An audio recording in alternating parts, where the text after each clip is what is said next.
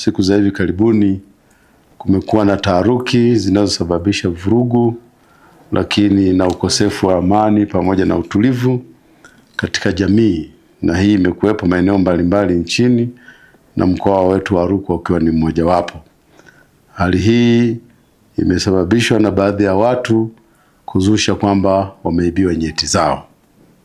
Kufuatia taharuki hizo, Jeshi la Polisi kwenye mkoa wetu wa Rukwa tarehe 6 Aprili 2026 lilifanya msako na kufanikiwa kuwakamata vijana 7.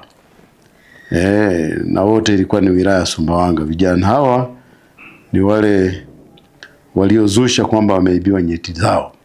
Vitendo hivyo vilichochea wananchi kujichukulia sheria mkononi kwa kuwashambulia, kwa kuwapiga wale wote waliokuwa wanasingiziwa kwamba wameiba nyeti na hawakuwa na hatia yoyote.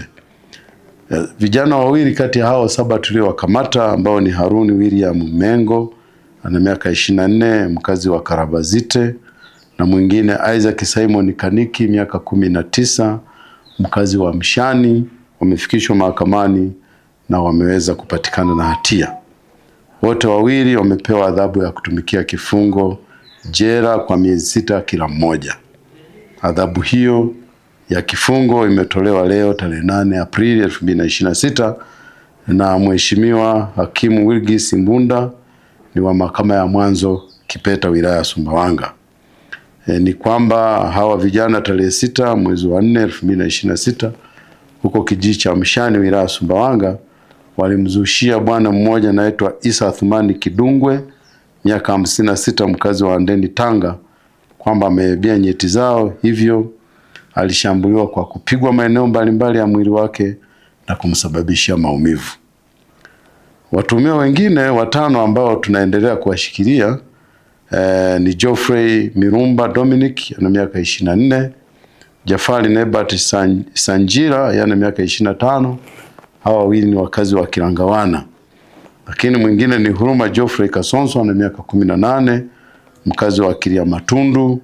Constantino Octavian Kiatu ana miaka 28 pamoja na Severino Cosmas Ngonyani miaka 22. Hawa ni wakazi wa hapa Sumbawanga. Hawa 5 taratibu za kuwafikisha mahakamani zinakamilishwa ili na wao wapelekwe. Jeshi la Polisi tunatoa wito kwa wananchi kuacha tabia inayoendelea ya kuzusha taharuki, lakini wananchi wanasisitizwa kutochukua hatua mkononi na kwamba wote wanaowatuhumu kwamba wametenda kosa la aina yoyote lile basi wafikishwe polisi ili hatua stahiki ziweze kuchukuliwa.